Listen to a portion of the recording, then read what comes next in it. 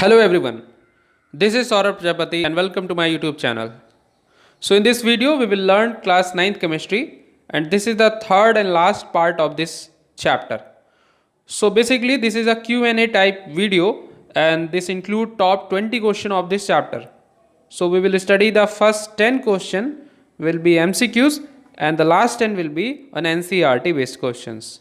Okay, so let's start.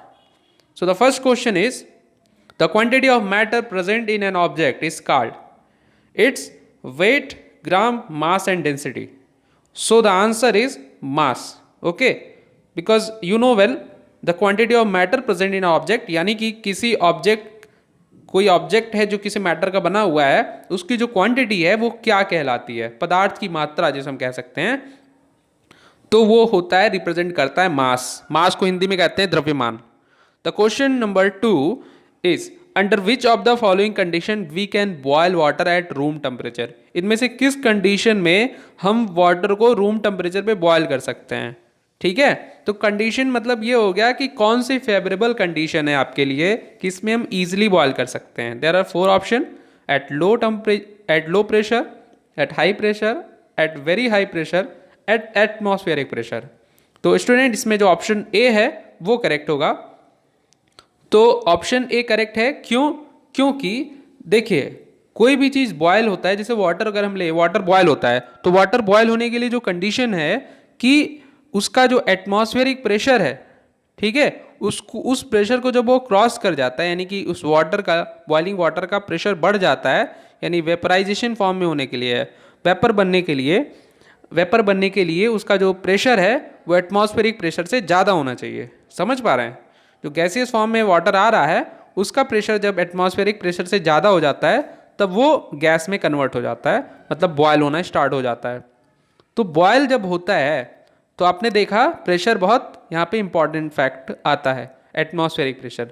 तो अगर हम एटमॉस्फेरिक प्रेशर को कम कर दें, प्रेशर को लो रखें, ठीक है ना, प्रेशर को कम कर दें तो वाटर जल्दी बॉयल होने लगेगा, क्योंकि उसको फिर अपना जो लोकल प्रेशर है यानी एटमॉस्फेरिक प्रेशर को कम क्रॉस करना पड़ेगा.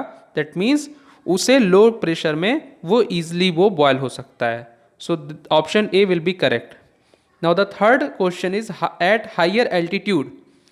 इसमें से क्या ऑप्शन सही है? Boiling point of a liquid decreases, boiling point of a liquid increases, no change in boiling point, melting point of solid increases. अभी इसी क्वेश्चन अभी क्वेश्चन नंबर 2 में हमने देखा कि बॉइलिंग होने के लिए क्या होना चाहिए?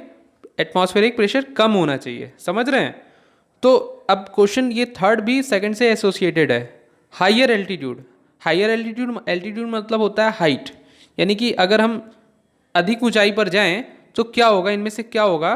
तो boiling point of a liquid decreases. ठीक है, ये ऑप्शन इसका करेक्ट होगा, option A. Boiling point means क्या होता है आपको मालूम है कि जिस टेम्परेचर पे वाटर लिक्विड बॉयल होना स्टार्ट हो जाए. तो अगर हम एल्टीट्यूड हायर एल्टीट्यूड पे जाते हैं तो ऐसा क्यों होता है? हायर एल्टीट्यूड पे जाने से आपको मालूम है कि एटमॉस्फेरिक प्रेशर डिक्रीज होता है. समझ रहे हैं?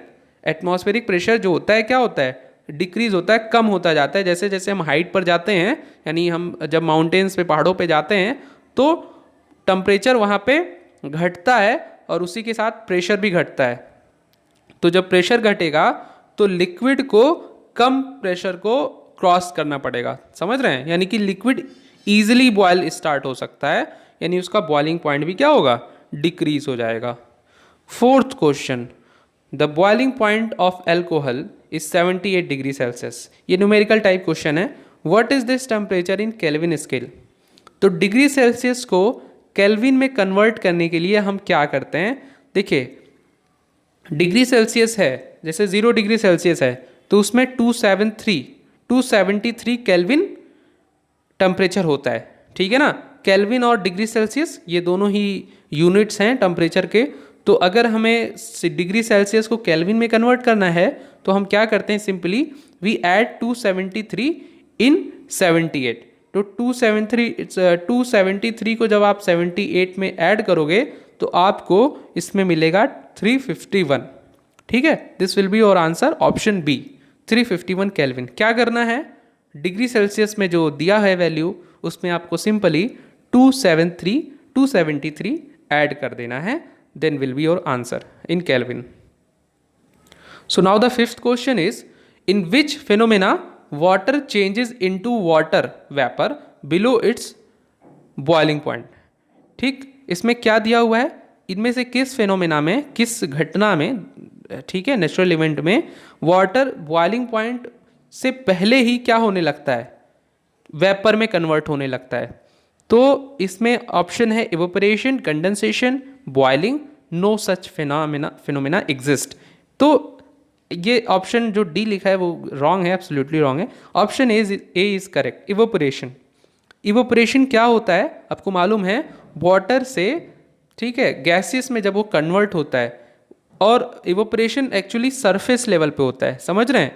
तो क्या होता है इवेपोरेशन में, वाटर क्या लिक्विड फॉर्म से गैस फॉर्म में इवेपोरेट हो जाता है, वेपर में कन्वर्ट हो जाता है, और बॉइलिंग पॉइंट पे आने से पहले, समझ रहे हैं।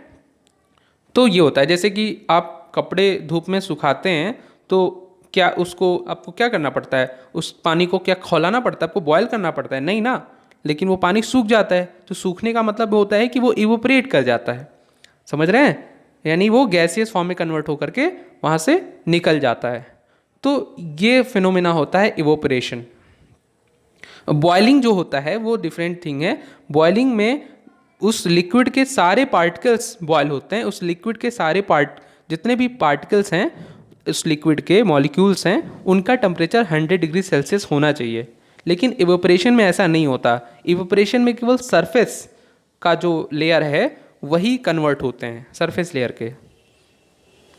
सो लास्ट पॉइंट, इसमें आपने ये समझा कि इवेपोरेशन के लिए क्या ज़रूरी है, सरफेस। जितना ज़्यादा सरफेस एरिया होगा उतना ही ज़्यादा इवेपोरेशन होगा, ठीक है। इसके लास्ट, अगर आपको और ज़्यादा इसमें समझना है तो सेकंड वीडियो जो है उसमें मैंने अच्छे से एक्सप्लेन किया हुआ है, वहाँ पे आप जाके दोबारा देख सकते हैं। Question number 6, the boiling point of water on Celsius and kelvin scale respectively. तो बॉइलिंग पॉइंट अभी मैंने बताया, वाटर का बॉइलिंग पॉइंट होता है 100 डिग्री सेल्सियस, ठीक है। तो 100 डिग्री सेल्सियस को आपको सेल्सियस में और केल्विन में कन्वर्ट करना है। तो ऑप्शन डी आपको दिख रहा होगा, ऑप्शन डी में डिग्री सेल्सियस हो गया 100, और केल्विन स्केल में कन्वर्ट करना है तो 100 में आप 273 ऐड कर देंगे तो हो जाएगा 373, ठीक है। So option D is correct. Now the question number 7, the state of matter which consist of super energetic particles in the form of ionised gases. ठीक, तो क्या है ये, इसमें ये दिया हुआ है कि इसमें से कौन सा स्टेट ऑफ मैटर है जो कि किस फॉर्म में होता है, आयोनाइज्ड गैसेस के फॉर्म में होता है। तो आपने जो है gaseous state, liquid state, Bose Einsteinian, condensate और प्लाज्मा स्टेट, 4 स्टेट, और एक सॉलिड स्टेट, 5 स्टेट पड़े हुए हैं। तो इसमें जो लास्ट वाला प्लाज्मा स्टेट है वही होता है आयोनाइज्ड गैसेस, ठीक है। आपने देखा था कि जब स्पार्क होता है गैस में, है ना, जैसे लाइटनिंग होती है, बिजली कड़कती है, या चार्ज प्लग में स्पार्क होता है, तो जो गैस को वो आयनाइज कर देता है, उसी गैस का आयनाइज्ड फॉर्म जो होता है वो प्लाज्मा स्टेट होता है, that is the 4th state of matter. And the last and the 8th question is, the force that binds the particle of matter together is known as. ऐसा force जो कि matter के particles को आपस में bind करता है, यानी बांधे रखता है, उसको हम कहते हैं इंटरमॉलिक्यूलर फोर्स, ठीक है। Option C is correct here, इसमें ऑप्शन सी करेक्ट है।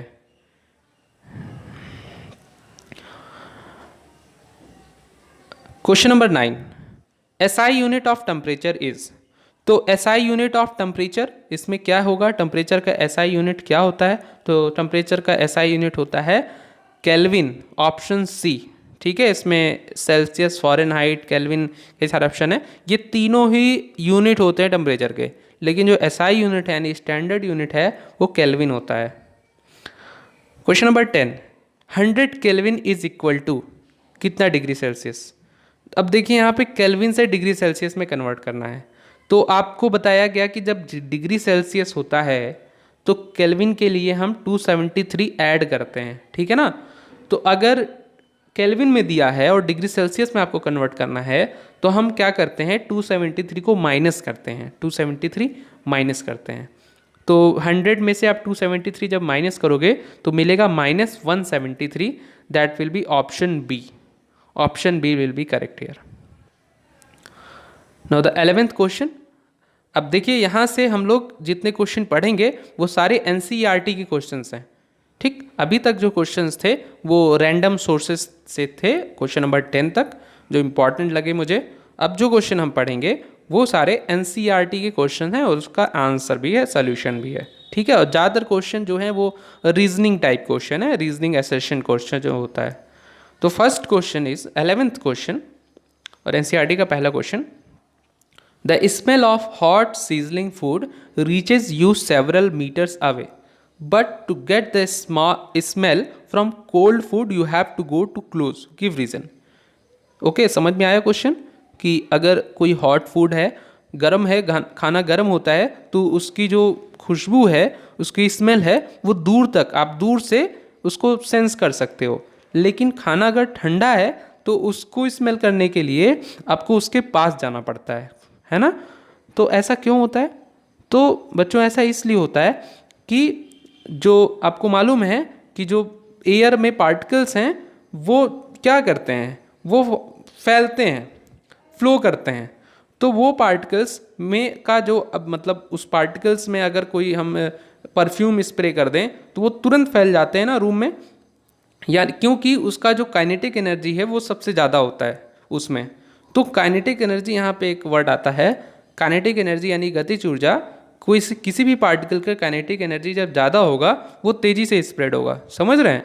तो जब हॉट फूड होता है तो उसके जो स्मेल हैं यानी उसके जो पार्टिकल्स हैं एयर के, वो तेज़ी से फैलते हैं क्योंकि उनकी काइनेटिक एनर्जी अधिक होती है. यहाँ पे वही चीज़ लिखा हुआ है, particles in the air if fuelled with higher temperature. ठीक है, अगर यानी कि हम पार्टिकल्स ऑफ एयर को हाई टेम्परेचर दे दें तो वो क्या होता है, उसके पास हाई काइनेटिक एनर्जी आ जाएगी which aids them to move fast over a stretch. वो तेजी से वो फैलेगा.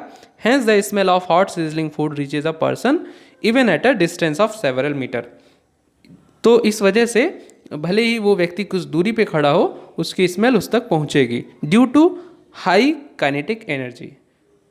So the 12th question. A diver is able to cut through a water in a swimming pool. Which property of matter does this observation show? क्या मतलब है कि swimming pool में एक डाइवर है, एक गोताखोर है, वो क्या करता है कि वो वाटर को क्या करता है, कट करता है. कट करने का मतलब है अपने हाथों से उसको हटाते हुए चलता है. तो ये कौन सी प्रॉपर्टी शो कर रहा है ना. ये इस ऑब्जर्वेशन से मैटर की किस प्रॉपर्टी को आप शो करते हैं.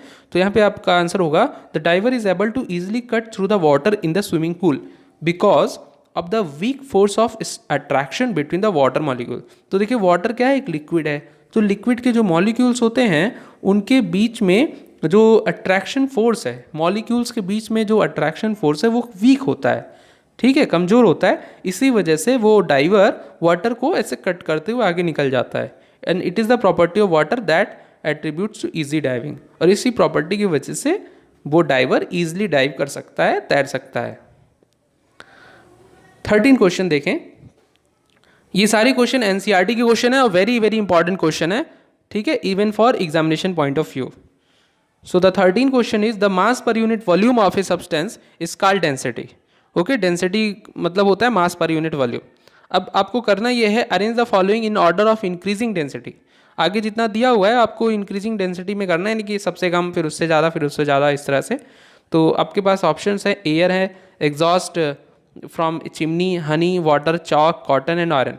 तो इसको आप अगर अरेंज करते हो इंक्रीजिंग ऑर्डर में तो सबसे जो लेस डेंस है वो एयर है. एयर की डेंसिटी सबसे कम है इन दिए हुए ऑप्शंस में. फिर उसके बाद आप आगे बढ़ोगे तो एग्जॉस्ट फ्रॉम चिमनी. एग्जॉस्ट मतलब ये हो गया कि जो चिमनी का धुआं होता है, स्मोक होता है. ठीक है, that is here. Now the third one is cotton. Cotton का उससे ज़्यादा होगा डेंसिटी. फिर वाटर की ज़्यादा है, उससे ज़्यादा हनी का है, फिर सबसे ज़्यादा इसमें चॉक का है. चॉक एक सॉलिड फॉर्म में है. ठीक है ना, समझ में आ रहा है. डेंसिटी अगर आपको समझना है तो डेंसिटी मैंने जो है दूसरे वाले वीडियो में एक्सप्लेन किया हुआ है, वहाँ आप जाके आप देख सकते हैं. Question 14. A gas fills completely the vessel in which it is kept. Give reason. देखिए गैस जो है किसी वेजल में अगर रखा जाता है तो उसको कंप्लीटली फिल कर लेता है. ऐसा क्यों है, इसका रीज़न देना है. समझ रहे हैं? वेजल मतलब किसी बर्तन में अगर गैस को हम थोड़ा सा भी गैस रखते हैं तो वो पूरे गैस मतलब वेजल में वो फैल जाता है। ऐसा क्यों होता है? तो kinetic energy possessed by gas particle is very high which allows them to randomly move across all direction when contained. यानी कि क्या होता है कि गैस पार्टिकल्स जो हैं वो काइनेटिक एनर्जी की वजह से, यानी उसमें गतिज ऊर्जा होती है, वो रैंडमली मूव करते हैं, वो किसी भी डायरेक्शन में मूव कर सकते हैं। और किसी भी डायरेक्शन में मूव करने के लिए की वजह से वेजल्स में वो इंटायरली फैल जाते हैं, यानी कि पूरी तरह से वो फैल जाते हैं। नाउ द क्वेश्चन नंबर 15 क्या कहता है? A gas exert pressure on the wall of container, why? तो अब देखिए ये क्वेश्चन नंबर 14 से ही एसोसिएट क्वेश्चन है कि किसी वेजल में जो गैस है वो उस पर एग्जर्ट प्रेशर मतलब प्रेशर एग्जर्ट करता है, यानी कि प्रेशर लगाता है उसके वॉल्स पे, यानी कंटेनर पे, ठीक है ना, अंदर से। तो ऐसा क्यों होता है? Gas molecules possess high kinetic energy, same answer, kinetic energy से ही रिलेटेड है। गैस मॉलिक्यूल्स जो होते हैं उनके पास हाई काइनेटिक एनर्जी होता है, due to which they are under constant motion, ठीक है, जिसकी वजह से वो लगातार मोशन करते रहते हैं इनसाइड द कंटेनर में इन रैंडम डायरेक्शन, अलग अलग डायरेक्शन में वो मूव करते रहते हैं, which causes them to hit the wall of the container and hence create vibration. और उसी मोशन की वजह से और जो कंटेनर को हिट करते हैं ना, उसकी वजह से उनमें वाइब्रेशन होता है, और इसकी वजह से क्या होता है? प्रेशर जनरेट होता है, उसके वॉल पर प्रेशर जनरेट होता है। तो ये चीज़ आपसे क्लियर हो गई। क्वेश्चन नंबर 16 में देखें क्या लिखा हुआ है? We can easily move our hand in air but to do the same through a solid block of wood we need a karate expert, give reason. तो अभी देखिए हमने एक क्वेश्चन में देखा कि हम वाटर में, जो डाइवर होता है वो वाटर में ईजिली वाटर को कट कर सकता है, लेकिन यहाँ पे क्या लिखा हुआ है? We can easily move our hand in air, यानी कि हम अपने हाथ को एयर में ईजिली मूव कर सकते हैं। बट यही चीज़ आपको अगर सॉलिड ब्लॉक में करना हो, ठीक है, सॉलिड ब्लॉक ऑफ वुड, यानी लकड़ी में अगर आपको ऐसा हाथ डालना, तो हाथ डाल सकते हैं क्या लकड़ी में? नहीं ना, नहीं जाएगा, आप नहीं तोड़ सकते हाथ से लकड़ी। तो अगर आपको हाथ से लकड़ी तोड़ना है तो क्या करना होगा? उसके लिए आपको कराटे एक्सपर्ट आपको बनना पड़ेगा, ठीक है। तो ऐसा क्यों होता है? गिव रीज़न, देखते हैं। इसका रीज़न ये है कि molecules in gases are loosely packed as compare to solid molecule which are densely packed. तो गैस में जो मॉलिक्यूल्स हैं वो लूजली पैक्ड होते हैं, यानी कि बहुत मतलब उसके जो इंटरमॉलिक्यूलर स्पेस है वो बहुत ज़्यादा होता है, ठीक है। तो वो और जो अट्रैक्शन है मॉलिक्यूल्स का वो भी बहुत कम होता है, तो इसलिए उसको हम उसमें मूव कर सकते हैं हैंड को। और आप सॉलिड की बात करें तो वो बहुत ही डेंसली पैक्ड होते हैं, यानी कि बहुत ही पास होते हैं उसके molecules. Hence we are easily able to break the force of attraction when we move our hand through air. जब हम एयर में हाथ लगाते हैं तो वो फोर्स ऑफ अट्रैक्शन को इजिली ब्रेक कर देता है। लेकिन it is difficult to break through a solid because a great force of attraction between the molecules, okay, which is a karate expert is able to smash with the application of a lot of force। तो karate expert क्या करेगा कि उसके पास जो है technique है वो lot of force apply करेगा, यानी बहुत ज़्यादा फोर्स लगा करके उस जो मॉलिक्यूल्स के बीच का फोर्स है, अट्रैक्शन ऑफ फोर्स है मॉलिक्यूल्स के बीच का, उसको ब्रेक कर सकता है, ठीक है। ये हो गया reason. So now the 17th question, liquids generally have a lower density than solids, but you must have observed that ice floats on water, find out why। तो क्या मतलब है इसका? कि आपको मालूम है कि जो लिक्विड की डेंसिटी है वो सॉलिड से कम होती है, ठीक है, कोई लिक्विड है उसकी डेंसिटी सॉलिड से कम होगी, ठीक, इसीलिए लिक्विड इजीली फ्लो कर लेता है। लेकिन जब आइस के केस में देखते हैं तो ऐसा नहीं है। Density of ice is less than the density of water, ठीक है। आइस की जो डेंसिटी है वो वाटर की डेंसिटी से क्या होती है? कम होती है। तो कम क्यों होता है? क्योंकि आपको मालूम है कि जो आइस है उसमें बहुत ही स्मॉल पोर्स होते हैं, बहुत छोटे छोटे पोर्स होते हैं, पोर्स यानी छिद्र होते हैं, और जिसकी वजह से उसमें एयर ट्रैप हो जाता है, ठीक है। आपके जो आइस है, आइस में एयर ट्रैप हो जाता है, यानी कि उसमें एयर जो है फंस जाता है, रहता है, और यही वजह है कि आप आइस में देखोगे तो आपको वो ट्रांसपेरेंट जैसा, हल्का सेमी ट्रांसपेरेंट दिखता है, ठीक है ना, और उसकी डेंसिटी कम हो जाती है। तो डेंसिटी कम होती है इसलिए वो वाटर पे फ्लोट करता है, समझ रहे हैं? फ्लोट करते हैं, नहीं तैरता है। Now the question number 18, for any substance why does the temperature remain constant during the change of state. किसी सब्सटेंस के लिए क्या होता है कि टेम्परेचर कांस्टेंट क्यों रहता है जब वो स्टेट चेंज कर रहा हो। जैसे अगर सॉलिड से लिक्विड हो रहा है, जैसे मान लीजिए आइस है, आइस से अगर वो लिक्विड फॉर्म में आ रहा है, ठीक है, तो उस टाइम में उसका टेम्परेचर कांस्टेंट रहता है। ऐसा क्यों? ऐसा इसलिए it is due to the latent heat as the heat supplied to the increase the temperature of the substance is used up to transform the state of matter of the substance, hence the temperature state constant. क्या मतलब है इसका कि आपको बताया था मैंने पिछली वीडियो में कि लेटेंट हीट एक चीज़ होती है, लेटेंट हीट जिससे कि किसी सब्सटेंस का, किसी मैटर का उसका स्टेट चेंज होता है। समझ रहे हैं? मतलब मिनिमम हीट जो कि बिना टेम्परेचर रेस किए उस सब्सटेंस के स्टेट को चेंज कर दे। तो मान लीजिए कि आइस है, ठीक है, 0 डिग्री सेल्सियस पे आइस है और आपको मालूम है यही उसका फ्रीजिंग पॉइंट भी होता है। तो 0 डिग्री सेल्सियस का आइस जो है, अब उसको और जब टेम्परेचर दिया जाएगा, ठीक है, तो उसका टेम्परेचर राइज नहीं करेगा। उसका टेम्परेचर क्या होगा, उसको जो हीट एनर्जी मिल रही है वो हीट एनर्जी उसके स्टेट को चेंज करेगा। समझ रहे हैं? वो सॉलिड से फिर किस फॉर्म में आएगा, वो लिक्विड फॉर्म में कन्वर्ट होने लगेगा। यानी कि 0 डिग्री सेल्सियस के आइस से 0 डिग्री सेल्सियस के वाटर में वो कन्वर्ट हो जाएगा। समझ रहे हैं? इसके बाद फिर फर्दर जो उसको टेम्परेचर मिलेगा उससे वो उसका टेम्परेचर बढ़ेगा जब वो टोटली कन्वर्ट हो जाएगा। समझ रहे हैं? तो ये चीज़ आपको ध्यान में रखना है कि जो लेटेंट हीट होता है वो एक्चुअली टेम्परेचर राइज नहीं करता। लेटेंट हीट क्या करता है? लेटेंट हीट स्टेट को चेंज करता है, और जब स्टेट चेंज हो जाता है तो लेटेंट हीट फिर वहाँ से लेटेंट हीट की कोई ज़रूरत नहीं होती, फिर वो टेम्परेचर राइज होने लगता है जिस फॉर्म में वो कन्वर्ट हुआ है। ठीक है, so move on the 19th question. So the 19 question और 20 क्वेश्चन ये दोनों आप देख सकते हैं। सो 19 क्वेश्चन क्या है? What is the physical state of water at 250 degree Celsius and 100 degree Celsius. तो 250 डिग्री सेल्सियस पे वाटर का कैसा फिजिकल स्टेट होगा? तो वाटर को मालूम है कि 100 डिग्री सेल्सियस पे बॉयल होने लगता है और गैस में कन्वर्ट हो जाता है। ठीक है, तो 250 डिग्री सेल्सियस पे अगर वाटर है तो ऑब्वियसली वो गैसियस फॉर्म में ही होगा, क्योंकि लिक्विड का जो टेम्परेचर है वो 100 डिग्री सेल्सियस ज़्यादा नहीं हो सकता। 100 से जैसे ही ज़्यादा होगा वो 100 से किस में, मतलब किस में कन्वर्ट हो जाएगा? लिक्विड से वो कन्वर्ट हो जाएगा गैस में। सो गैस स्टेट होगा। और 100 डिग्री सेल्सियस पे देखिए ट्रांजिशन स्टेट है, अभी बताया था मैंने कि अभी जैसे कि सॉलिड से लिक्विड में हुआ वैसे ही लिक्विड से गैस में जब हो रहा होगा तो 100 डिग्री सेल्सियस पे वो लिक्विड में भी होगा और 100 डिग्री सेल्सियस के वो गैसियस फॉर्म में भी हो सकता है। तो यहाँ पे लिखा हुआ है it is at the transition state, यानी कि वो परिवर्तन वाली स्थिति में है।